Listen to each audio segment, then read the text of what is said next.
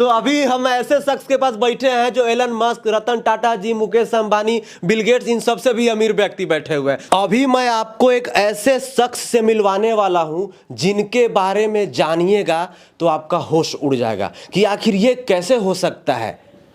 तो मैं ज़्यादा देर नहीं करता हूं, उन शख्स से मिलवाता हूं। और ये हमारे साथ एक शख्स बैठे हुए हैं, इनसे हम जानेंगे इनके बारे में। सबसे पहले भौकाल टीवी में स्वागत है सर आपका। जी नमस्कार, मेरा नाम सूर्यांश है, मैं 14 साल का हूं और मैं इस दुनिया का यंगेस्ट सीईओ हूं। अब सीईओ सुन के आपके मन में क्या ख्याल आया? सीईओ का मतलब होता है चीफ एग्जीक्यूटिव ऑफिसर, ठीक है। तो इसका अगर अब इसके बारे में अगर हम ज़्यादा जानेंगे तो ये होता है कि जब अगर बनने के लिए सबसे पहले 10वीं 12वीं ग्रेजुएशन, MBA, उसके बाद सबसे पहले सेल्स एग्जीक्यूटिव, उसके बाद असिस्टेंट सेल्स एग्जीक्यूटिव, उसके बाद असिस्टेंट मैनेजर, उसके बाद मैनेजर, मतलब बहुत सारी प्रक्रियाएं होती हैं सीईओ बनने के लिए। लेकिन जैसा कि मुझे पता चला है कि ये 14 साल के उम्र में 56 कंपनियों के सीईओ हैं। तो ये बताइए सूर्यांश जी कि जो अभी आपकी उम्र है, इस उम्र में ना ज़्यादातर लोग PUBG खेलते हैं, ज़्यादातर लोग शाम को निकलते हैं बाइक वाइक लेके, अपनी गर्लफ्रेंड को घुमाते हैं, लेकिन आप 56 कंपनियों के सीईओ कैसे बन गए? जी, इसकी जर्नी तो बचपन से ही स्टार्ट हो गई थी। मेरे पापा ने एक कंपनी रजिस्टर कराई थी 2014 में। उन्हें पता नहीं, अचानक से पता लग गया था कि ये आगे क्या करने वाला है। उन्होंने आगे प्रिडिक्ट किया कि ये सीईओ ये सब बनेगा, फाउंडर बनेगा। तो उन्होंने कंपनी रजिस्टर कराई और जर्नी 7 साल बाद, रजिस्ट्रेशन के 7 साल बाद 2021 में जून में अचानक से एक दिन इंटरेस्ट किया कि फाइनेंस के बारे में जानना है। और उसके बाद आज तक पीछे मुड़ के मैंने नहीं देखा फाइनेंस के फील्ड में। तो सीखते सीखते होते होते पहली कंपनी मैंने खोली जैस बिजनेस, जो कि वो ई-कॉमर्स कंपनी थी। उसके बाद एक क्रिप्टो करेंसी कंपनी आई, ब्लॉकचेन की टेक्नोलॉजी मैंने सीखी, बहुत सारी क्रिप्टो करेंसी सीखी। और ऐसी तमाम कंपनीज खोलते खोलते 56 कंपनीज हो गई, जो अलग अलग फील्ड में, मीडिया के फील्ड में है, डिजिटल मार्केटिंग की फील्ड में है, आपको बहुत सारे सेक्टर्स में, पेमेंट में है, आपको हम लोग एजुकेशन में है, बहुत सारे फील्ड्स में हम फैले हुए हैं। 56 कंपनियों के सीईओ हैं अभी आप। तो इसकी शुरुआत आपने कैसे की थी? जी, शुरुआत मैंने जैसे ही कहा कि मैंने अपनी पहली पुस्तक लिखी, द स्मैश गाइड, जो कि ये आपने लिखी है? जी, ये मैंने 7 दिनों के अंदर ये पुस्तक लिखी थी। अच्छा। और उस समय मेरी बहन भी एक पुस्तक लिख रही थी, तो भाई बहन में आपसी जलन नहीं होता कि वो कर रही है मैं भी करूँगा। उसी जलन के कारण ये मैंने जल्दी पापा को इम्प्रेस करने के लिए 7 दिनों में पुस्तक लिख दी। कुछ गलतियाँ थी ग्रामर की, क्योंकि मैं बच्चा था 12 साल का, उसको सुधारी गई। फिर ये पब्लिश हो गई पिछले साल। उसके बाद अचानक से मैंने कहा कि मैं क्या नाम दूँ सबको, मुझे पता नहीं। फाइनेंस के फील्ड में इतना ज़्यादा इंटरेस्ट आ गया कि मैं रोज़ गेम्स की वीडियो खोलता था कि आज क्या हो रहा है, आज क्या फ्री फायर PUBG में क्या हो रहा है, कैसे खेलना है। उस दिन अचानक मैंने सीखा सेल्स के बारे में, उस दिन अचानक मैंने सीखा एडमिनिस्ट्रेशन के बारे में, उस दिन अचानक मैंने कॉर्पोरेट के बारे में सीखा। और सीखते सीखते और अचानक से सारी चीज़ होते होते 56 कंपनीज हो गई। ओके, आप 56 कंपनी हो गई। अच्छा, ये बताइए कि आपकी अभी शिक्षा दीक्षा क्या हुई है? जी, अभी मैं क्लास 10th में हूँ। इसके साथ मैं भी पोस्ट ग्रेजुएशन कर रहा हूँ IIT कानपुर से ब्लॉकचेन के कोर्स में। इसके बाद मैं एक सर्टिफाइड ब्लॉकचेन एक्सपर्ट हो जाऊँगा IIT के द्वारा। इसके अलावा मैं अभी 10th में हूँ, मैं अभी अपीयरिंग है अगले साल में एग्जाम देने वाला, इसी साल। तो बिहार वासियों, झारखंड वासियों और देश के तमाम वासियों, खास करके युवाओं से मैं कहना चाहूँगा कि अभी 10th ही कर रहे हैं और इस उम्र में इंसान क्या क्या करता है, क्या क्या कारनामे करता है, आपसे बेहतर कोई नहीं जानता है और हमसे भी बेहतर कोई नहीं जानता है कि। लेकिन सूर्यांश जी जो है 56 कंपनियों के सीईओ है, मतलब मालिक है कह सकते हैं आप आसान भाषा में। तो इनसे सीखिए, इनसे इंस्पायर हुई है कि आखिर इन्होंने कैसे इसकी शुरुआत की और कैसे इन्होंने 56 कंपनी खड़ी कर दी। ये बहुत ही मतलब अद्भुत कमाल है इनका। अच्छा, ये बताइए कि ये जो IIT की बात की है, आप 10वीं में पढ़ रहे हैं, इसके बारे में थोड़ा सा डिटेल में बताइए। डिटेल में ये एक पोस्ट ग्रेजुएशन कोर्स है जो कि बड़े बड़े एग्जीक्यूटिव्स करते हैं, जिन्हें ब्लॉकचेन के में नॉलेज होता है। मैंने जब इंक्वायरी की थी इसके बारे में, तो वो आश्चर्य हो गए थे कि ये 14 साल का बच्चा क्यों सीखना चाह रहा है ब्लॉकचेन, और सीखना भी चाह रहा है तो इतने बड़े इंस्टीट्यूट के पास क्यों आ रहा है। क्योंकि मुझे बहुत इंटरेस्ट है, मैं दिन के 18 घंटे लगे रहता था क्रिप्टो करेंसी और ब्लॉकचेन के फील्ड में। इंटरेस्ट इतना ज़्यादा था, तो पापा ने उसको पहले देखा कि इंटरेस्ट है, ये आगे कुछ करेगा इसमें। तो और 56 कंपनीज भी थी, तो मुझे सबको लेके चलना था।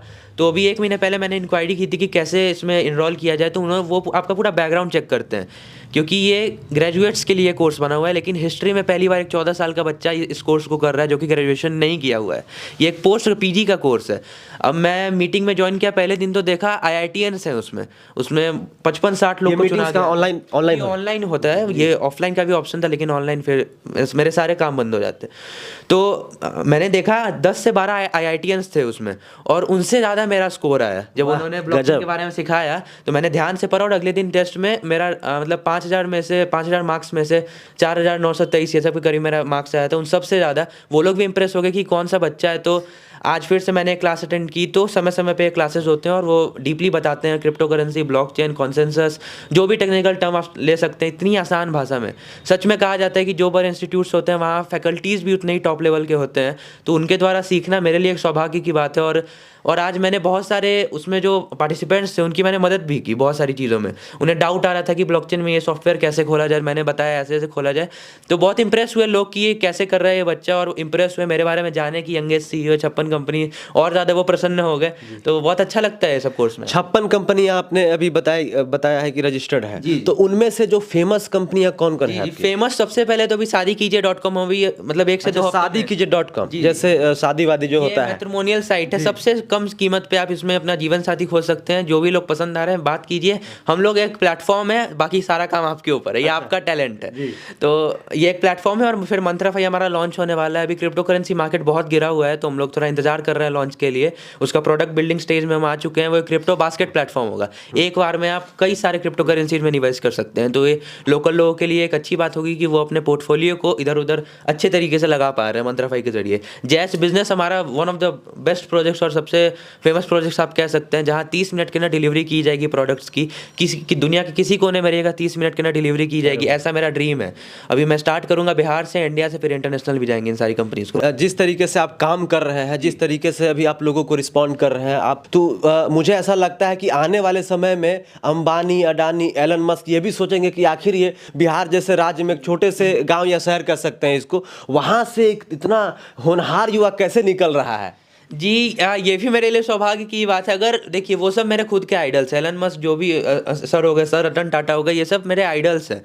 तो अब उनसे आगे अगर मैं निकल जा रहा हूँ किसी भी एक चीज़ में, तो मैं तो उसी समय अपने आप को ब्रिलियंट मान लूँगा, इंटेलिजेंट मान लूँगा। जैसे क्रंच बेस की रैंकिंग में आप देख सकते हैं कि मेरा रैंक 56 आया हुआ है। एलन मस्क सर का रैंक 354 आया है, सर मुकेश अंबानी का फिर आपको 797 आया है, बिल गेट्स सर का 18,000 के करीब है, और मेरा 56 रैंक अभी है इसमें। तो फिर आप इन तीनों से ऊपर है। जी क्रंच बेस के द्वारा रैंकिंग की गई है, तो ये भी मेरे लिए बहुत प्राउड का बात है कि देखिए जो भी है, लेकिन ये जो रैंकिंग किया हुआ है तो उसके हिसाब से अगर देखा जाए तो अब तो एलन मस्क से भी अमीर आदमी है। तो अभी हम ऐसे शख्स के पास बैठे हैं जो एलन मस्क, रतन टाटा जी, मुकेश अंबानी, बिल गेट्स, इन सबसे भी अमीर व्यक्ति बैठे हुए हैं। तो हमारे लिए सौभाग्य की बात है कि हमें जो है इन्होंने समय दिया।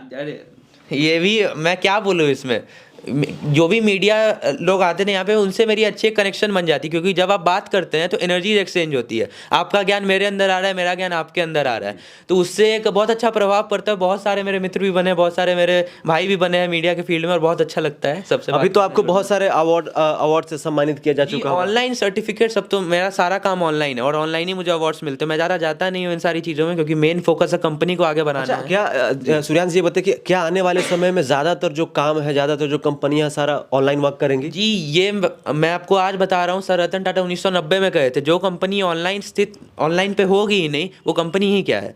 ज़मीनी स्तर पे तो बहुत सारी आपको स्टोर्स भी मिल जाएंगे, दुकानें भी मिल जाएंगे, लेकिन ऑनलाइन आते ग्रोथ बढ़ जाता है। आप मोहल्ले में दुकान खोलिएगा, 100 लोगों को सर्व कीजिएगा, ऑनलाइन खोलिएगा, 1000 लोगों को डेली प्रोडक्ट भेजिएगा, तो मुनाफा भी बढ़ता है और रीच भी बढ़ती है इंसान की, और सारी चीज़ें ऑनलाइन है।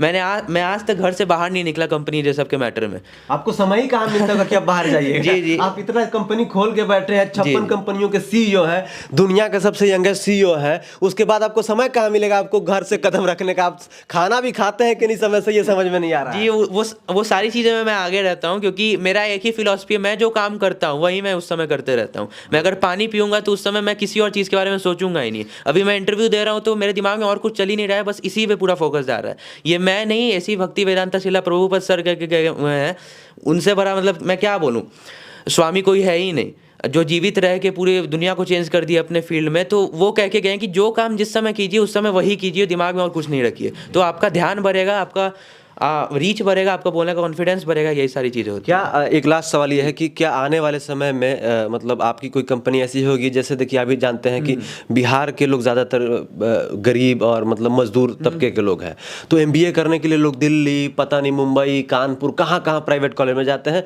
ज़मीन बेच के पैसे लगा देते हैं वो।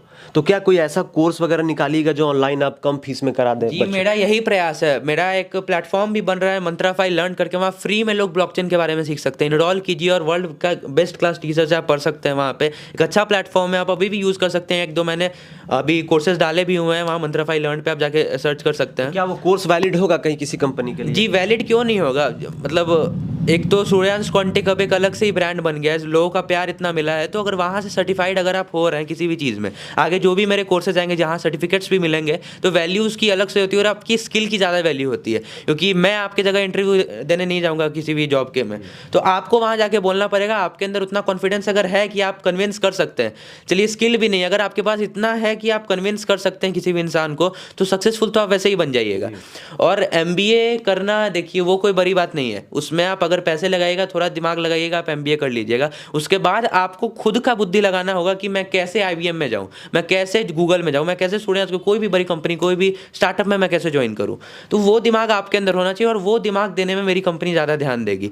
अभी मैं बिहार के युवा, झारखंड, यूपी, इन सारे युवाओं को जहाँ रीच नहीं मिल पा रही है, जहाँ लोग नहीं पहुँच पा रहे हैं, मैं उनकी आवाज़ बनना चाहता हूँ। आज मैं सरकार से हमेशा कहता हूँ कि स्टार्टअप के लिए और ज़्यादा फंडिंग बिहार, यूपी, झारखंड, कोई भी स्टेट में जहाँ कमी है, अब 20-25 करोड़ के जो फंड्स अलॉट होते हैं वो कहाँ जाएंगे? एक कंपनी की उतनी फंडिंग होती है। अगर आप कॉर्पोरेट में देखिएगा, पहले राउंड में लोग 20-30 करोड़ रुपया ले लेते हैं, 1 साल में खत्म करके फिर 200 करोड़ रुपए लेते हैं। तो फंड्स ज़्यादा अलॉट होने चाहिए और गवर्नमेंट चाहे तो कोई चीज़ 1 हफ्ते 1 महीने के अंदर वो लागू हो जाती है। लेकिन उनके पास आवाज़, उनकी भी क्या गलती, लोग आवाज़ ही नहीं उठाना चाह रहे हैं। लोग चाहते हैं आराम से ज़िंदगी कटे, जॉब में जाऊँ, आराम से सिंपल लाइफ चाहिए, किसी को रिस्क लेना ही नहीं है। 1 लाख लोग रिस्क लेंगे, मिनिमम 1000 तो सक्सेसफुल होंगे, वो 20 लोग को रोजगार देंगे, 20,000 लोग को रोजगार ऐसे ही मिल गया बिहार में। इस प्रकार से सोचना होगा। अब कोई एक आया, मैं कहूँगा 1 लाख लोग को मैं रोजगार दूंगा, ऐसा थोड़ी होता है। आप ये कहिए कि मैं 1 लाख लोग को ऐसा बना दूंगा कि वो 1-1 लोग अपने अंदर रख ले, वैसे ही 1 लाख लोग हो गए। इस प्रकार से आपको सोचना पड़ेगा। थोड़ा देखिए, एक एमबीए में बड़ा एक टर्म यूज होता है कि risk and return analysis. Risk and return एक शब्द है, तो उसमें क्या होता है कि जितना ज़्यादा आप रिस्क लीजिएगा उतना ज़्यादा आपको रिटर्न मिलेगा। तो आप ये सोचिएगा कि यार हम किसी कंपनी में जाकर सेल्समैन बन जाते हैं, उसी में 10 साल बिता देंगे, तो फिर आपने तो रिस्क लिया नहीं, तो फिर आप वहीं के वहीं रह जाइएगा। तो आपको रिस्क लेना पड़ेगा। अगर आपको नहीं समझ में आता है, बिहार, झारखंड, यूपी कहीं के भी युवा हैं, आप इनसे कॉल पे बात कर सकते हैं। तो कैसा लगा रिपोर्ट ज़रा कमेंट करके बताइए, चैनल को सब्सक्राइब कीजिए। आई होप ये स्टोरी आपको अच्छी लगी होगी और ज़रूर आपको कुछ ना कुछ सीखने को मिला होगा। जय हिंद, वंदे मातरम।